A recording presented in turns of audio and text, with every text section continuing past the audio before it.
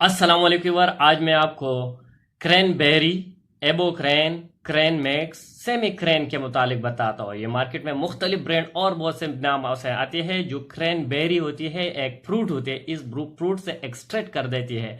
जो urinary track में जो मसाले होते हैं इसकी प्रिवेंशन के लिए इस्तेमाल किया जाता है। ये एक नेचुरल प्रोडक्ट है जो फ्रूट से एक्सट्रैक्ट करता रहता है और यूरिनरी सिस्टम में जो मसाले होते हैं इसकी प्रिवेंशन के लिए इस्तेमाल किया। ये साशे के फॉर्म में और सिरप के फॉर्म में मार्केट में अवेलेबल है, जो बहुत ज़बरदस्त और नेचुरल प्रोडक्ट है।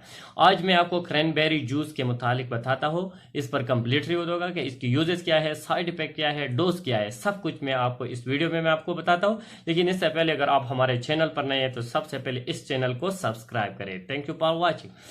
चलो स्टार्ट करेंगे क्रैनबेरी जूस की यूजेस। अगर इसकी यूजेस को देखा जाए तो ये मेडिसिन यूरिनरी ट्रैक इन्फेक्शन में जो अलामात होती है, जैसे कि आपके पेशाब जल जाती है, पेशाब बार बार आती है, पेशाब रुक रुक कर आती है, पेशाब में इरिटेशन होती है, बर्निंग होती है, सोजश होती है, तो यूरिनरी ट्रैक के इन्फेक्शन की प्रिवेंशन में दिया जाता है। ये मेडिसिन जो है ये ट्रीटमेंट के लिए नहीं है। यूरिनरी ट्रैक सिस्टम यानी यूटीआई की जो ट्रीटमेंट होती है इसके ट्रीटमेंट के लिए इस्तेमाल नहीं किया जाता है, बल्कि प्रिवेंशन के लिए इस्तेमाल किया जाता है।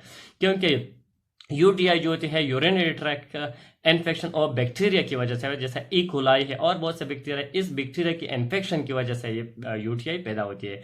और ये मेडिसिन इस यूटीआई को, जो बैक्टीरिया होते हैं इस बैक्टीरिया की ग्रोथ को खेल नहीं कर देती या स्टॉप नहीं करती, बल्कि ये बैक्टीरिया की जो वाल पर अटैचमेंट होती है, जैसे किडनी होती है या यूरेथ्रा होती है या ब्लडर होती है, इसमें जो बैक्टीरियल अटैचमेंट होती है इस अटैचमेंट को रोक कर देती है। ये बैक्टीरिया की अटैचमेंट नहीं होती, ये बैक्टीरिया की ग्रोथ को स्टॉप नहीं कर देती। अगर आपको यूटीआई हुआ तो आपको चाहिए कि इस क्रैनबेरी के साथ आपको एंटीबायोटिक मेडिसिन, एक स्ट्रांग एंटीबायोटिक का इस्तेमाल करें ताकि जो बैक्टीरियल की ग्रोथ होती है वो खत्म किया जाता है। साथ ही इसका भी इस्तेमाल, इस क्रैनबेरी का इस्तेमाल अगर आपकी पेशाब से बदबू आती है तो इसके ट्रीटमेंट के लिए भी किया जाता है। साथ ही इसका इस्तेमाल अगर आपको बार बार यूरिन आती है, आपको पेशाब बार बार आती है मुख्तलिफ बीमारियों की वजह से, जैसे टाइप 2 डायबिटीज मलाइटस होती है या आपके ब्लडर वीक है, इसकी वजह से आपको बार बार यूरिन आती है, पेशाब आती है, तो इसके लिए भी दिया जाता है। साथ ही जो फीमेल होती है, खवातीन होती है, इसमें मुख्तलिफ गायनकोलॉजिकल इशू होती है, गायनकोलॉजिकल बीमारी होती है, जिसकी वजह से उसकी